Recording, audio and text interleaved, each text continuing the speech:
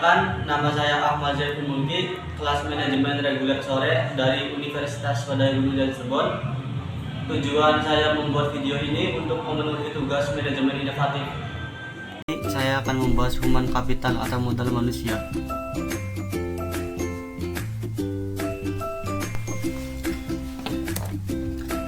Arti dan pentingnya human capital. Istilah human capital pertama dikemukakan oleh seorang ekonom bernama Theodore Scholl yang berpendapat bahwa peningkatan kesejahteraan pada perusahaan tidak tergantung pada tanah, peralatan, energi, sumber daya, melainkan pada kompetensi pengetahuan dari pegawainya.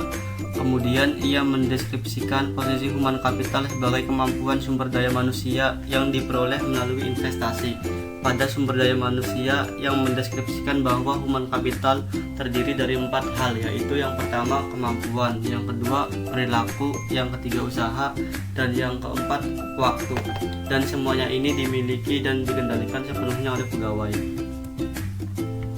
Untuk mendeskripsikan human capital sebagai kombinasi dari keempat faktor tersebut sebagai berikut. Yang pertama, karakteristik atau sifat yang dibawa pada pekerjaan. Misalnya itu ada inteligensi, energi, sikap positif, keandalan, dan komitmen. Yang kedua ada kemampuan seseorang untuk belajar.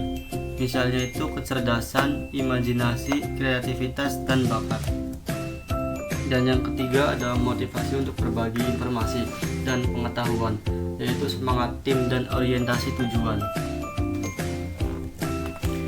Dan selanjutnya ada peran human capital. Peran human capital sebagai kunci keunggulan organisasi. Kunci keunggulan organisasi terdiri dari 3 kelompok utama dari aset perusahaan, yaitu ada aset finansial. Misalnya itu uang tunai dan surat berharga. Aset disebut financial capital. Yang kedua ada aset fisik, terdiri atas peralatan, gedung, tanah, dan lain-lain. Dan yang ketiga ada aset tak berwujud, modal organisasi, aliansi bisnis, pelanggan, merek, reputasi, modal intelektual. Di sini hubungan kompetensi karyawan dengan human capital.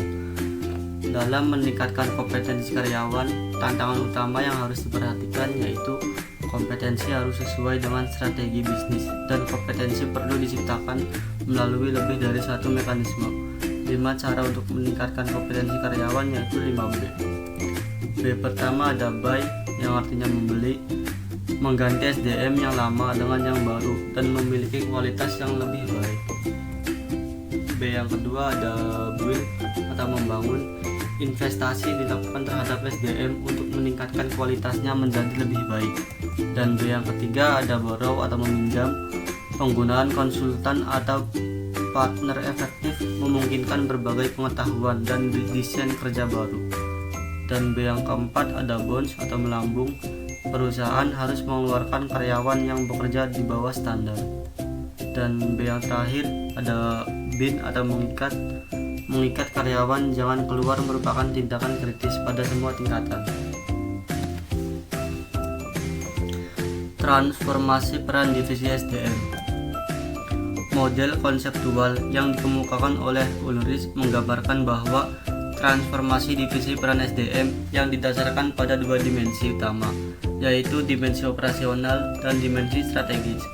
Dari 2 dimensi ini muncul 4 peran SDM, yakni strategic partner, administrative expert, employee champion, dan change agent. Apa sih strategic partner? Yaitu departemen SDM harus mampu menjadi partner bagi manajer lini dan manajemen lainnya dalam mengeksekusi strategi dan membantu merealisasikan perencanaan. Yang kedua ada administrative expert, membantu tercapainya efisiensi administratif dan memastikan bahwa kos dapat dikurangi dan kualitas tetap terjaga secara kontinu. Dan yang ketiga ada employee champion. Departemen SDM harus dapat menunjukkan bahwa komitmennya terhadap manajemen dan pada waktu yang sama berusaha meningkatkan kontribusi karyawan lebih besar. Dan yang keempat ada change agent. Departemen SDM harus dapat menjadi agen perubahan yang kontinu, membantu proses-proses dan kultur secara bersama, meningkatkan kapasitas organisasi untuk lebih baik. Mengedukasi human capital. Dua hal yang mendukung kontribusi investasi human capital ke dalam perusahaan. Pertama, karyawan dengan human capital tinggi lebih mungkin memberi layanan konsisten dan kualitas tinggi, sehingga perusahaan tempat mereka bekerja dapat mempertahankan pelanggan atau menarik pelanggan baru. Yang kedua, pelanggan potensial dapat menggunakan kualitas human capital dari karyawan perusahaan sebagai alat penyaring untuk memilih layanan yang mereka sediakan. Untuk keberhasilan perusahaan, proses atau bisnis apapun tergantung pada 3 keterampilan, yaitu yang pertama ada commodity skill,